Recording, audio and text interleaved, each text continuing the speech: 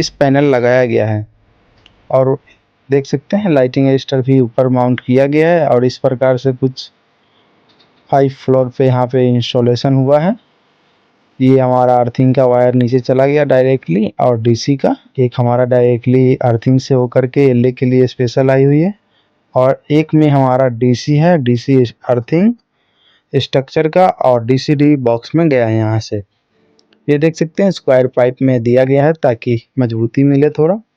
और हमारा राफ्टर है सी चैनल का और पर्लिन और ले हमारा यहाँ पे लगा हुआ है ताकि हाइट में लगाया गया है कि टंकी में क्लीनिंग करने में आसानी हो, नीचे अपना कुछ करना हो टहलना हो तो इजीली काम कर सकते हैं या माथ वगैरह में नहीं सटे। तो देख सकते हैं कुछ इस प्रकार से सिविल फाउंडेशन किया गया।